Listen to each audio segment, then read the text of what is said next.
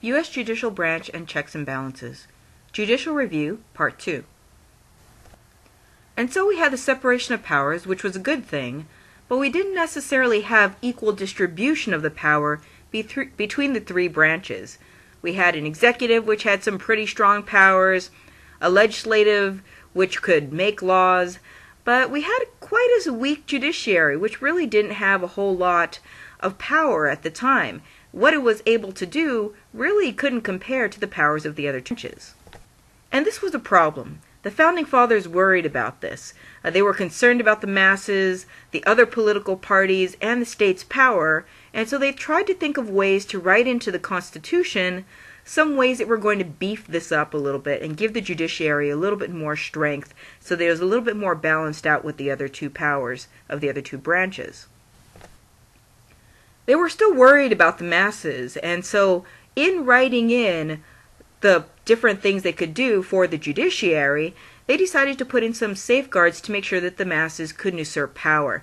The idea was, if you had the masses come up in a popular tide and want to completely get rid of something or overthrow the government because there were a whole bunch of them who were interested in one particular notion, the Founding Fathers wanted to make sure that that couldn't happen. And so one way that they did this was to make judicial appointments at the federal level appointments for life. So that even if they put in a judge and all of a sudden the masses decided they didn't like the judge, they actually couldn't get rid of that person because they were appointed for life.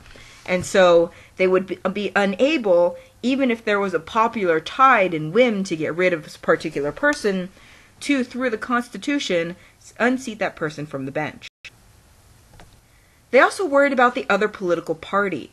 At this time, there were two political parties, the Federalists and the Anti-Federalists, our earliest forms of political parties in the country.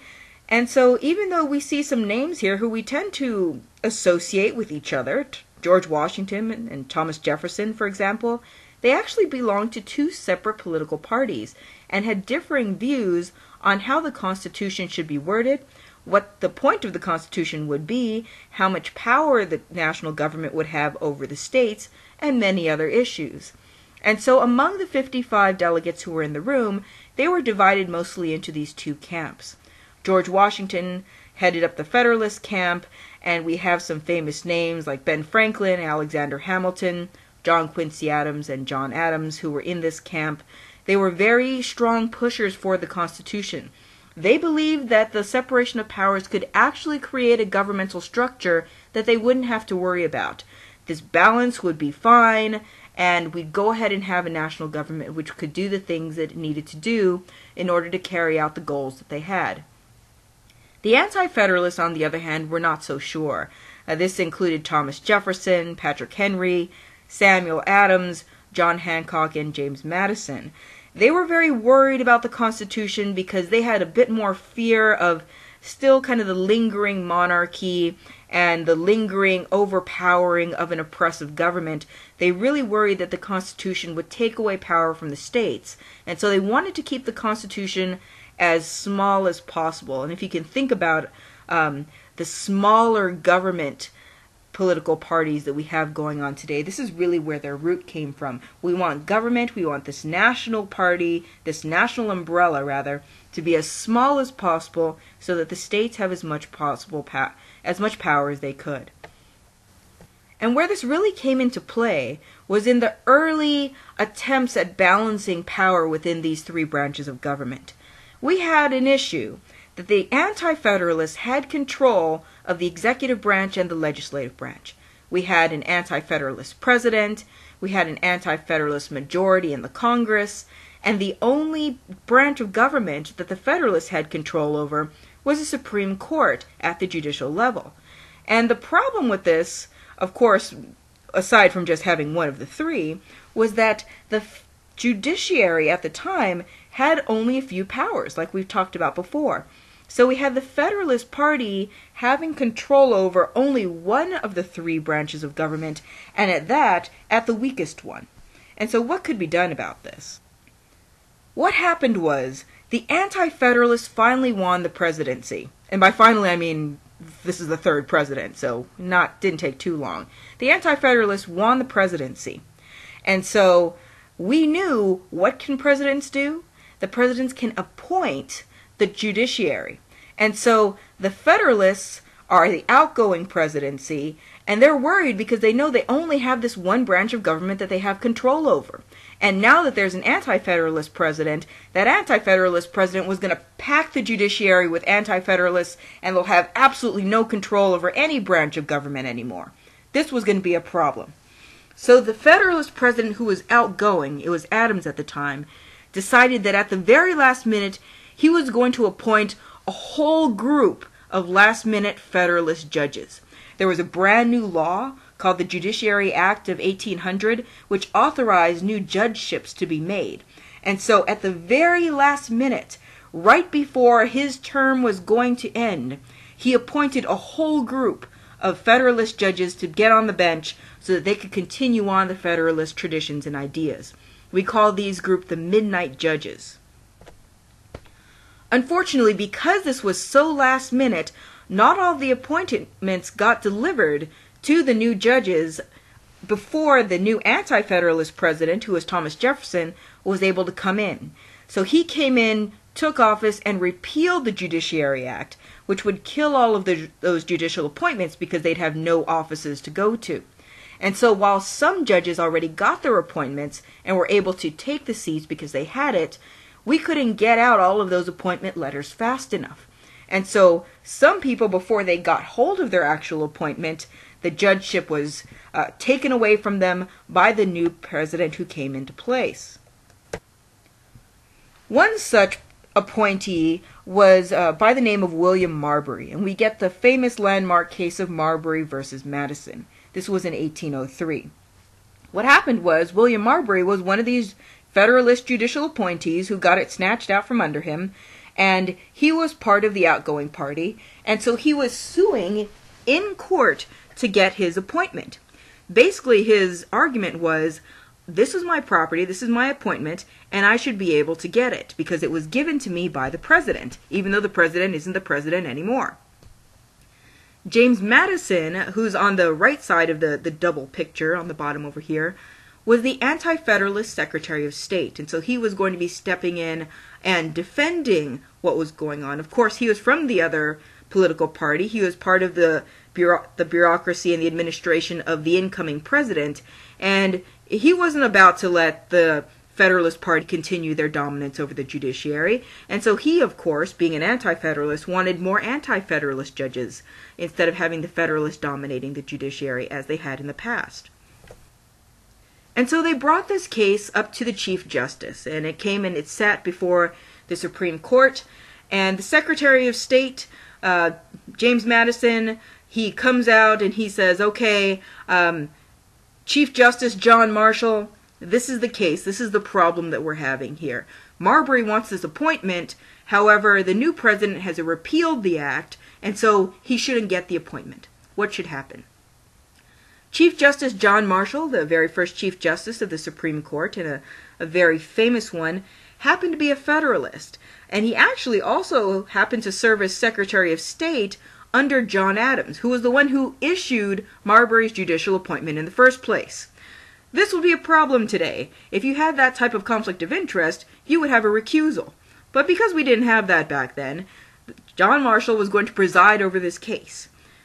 And he clearly had a Federalist leaning. He was a Secretary of State who probably issued these judicial appointments to begin with, and now they were being brought to him to decide whether or not they could be challenged. And so the issue before the court was whether or not the U.S. Supreme Court could force the new Secretary of State to deliver Marbury's appointment by issuing a writ of mandamus. What that is an order to a lower court or a government officer to perform a duty correctly. And so what the Supreme Court could do is they could issue a writ. What a writ is it's directions for something. In this case, they can direct another court or they can direct a governmental officer. And what they would be directing that governmental officer to do would be to finish delivering all of those appointments that should be delivered instead of nipping them in the bud as the incoming administration wanted to do. And the question was whether or not the U.S. Supreme Court could force Madison to actually do that. Now, Justice Marshall had a dilemma here. Here was the problem. He had really two things he could do. He could force James Madison to deliver that appointment and say that the court has the power to do this, on one hand, or he could deny the writ to Marbury and say, yeah, we really can't do that, on the other hand. Bear in mind, he was the Secretary of State who issued it in the first place. There were problems with both sides. If he forced Madison to deliver the appointment, President Jefferson might have just gotten irritated with it because he didn't want him to be the new justice. He didn't want the new, judiciary to come into play. And he might have just ignored it. If the president decided he was just going to ignore the ruling of the Chief Justice, then, of course, the judiciary would be greatly weakened because it would show that they had absolutely no power. Remember, they have absolutely no enforcement power in the judiciary. So if the president wasn't going to go along with it, then there really wasn't much that the Chief Justice could do. And so that was going to be a problem. On the other hand, if he denied the writ to Marbury, it's going to appear like he acted out of fear. After all, everybody knows that they're part of the same political party. Everybody knows that he's a Federalist too, and where he would be falling on this. So what could Chief Justice Marshall do? He really had a situation here where either option would turn the judiciary into a lesser power. It's either going to look like he acted out of fear or he had no authority in the first place. And so the conclusion of the case was that Justice Marshall found that Madison should have delivered that appointment to Marbury.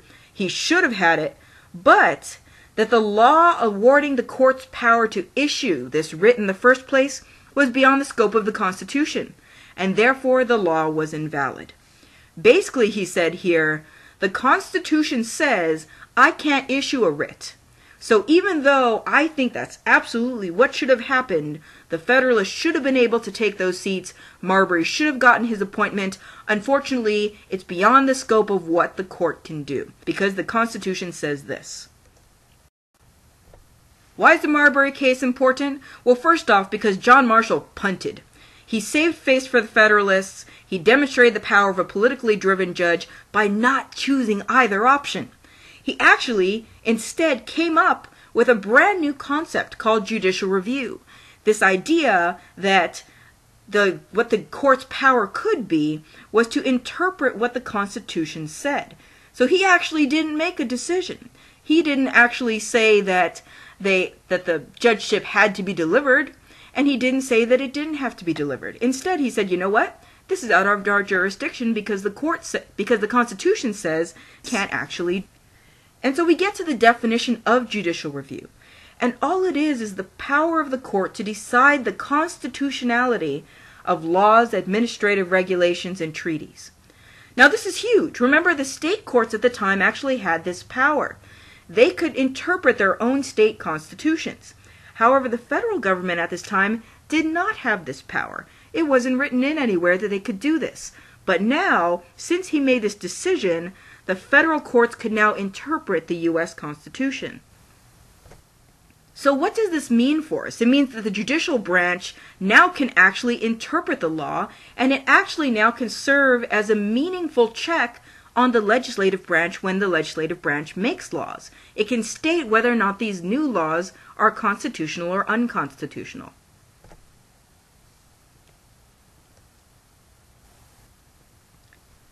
And now they didn't really have to worry about the state's power. And why was that? It's because of the supremacy clause in the U.S. Constitution. Remember how we said that the U.S. Constitution is the supreme law of the land, and so the U.S. Supreme Court can interpret the U.S. Constitution. This makes them a higher court than the states, because the state courts could only interpret state laws and state constitutions. The state laws and state constitutions are not the supreme law of the land. They are still subject to the U.S. Constitution. Therefore, the U.S. Supreme Court is higher than the state Supreme Courts because the U.S. Supreme Court is the final authority on the Constitution. So now we don't have the problem that the states are going to be a problem in terms of worrying about where their power lies. The national judiciary was going to be more powerful than the state judiciaries just by virtue of the laws which they could interpret. Since no one is above the Constitution, this power of judicial review actually did wonders not only for the judiciary's position in the national government vis-a-vis the state governments, but the judiciary's place in terms of the separation of powers. Now that judicial review gave the judicial branch the power it needed to interpret the Constitution, it now became a very strong player in the separation of powers. Since no one's above the Constitution, that branch which interprets the Constitution is really going to have all of that power over the other branches. And so we are able to elevate the judicial branch to a place of power within the constitutional constructs of the separation of powers and the balance of checks and balances within the federal government, with this one landmark decision that was brought forth in judicial review through Marbury versus Madison.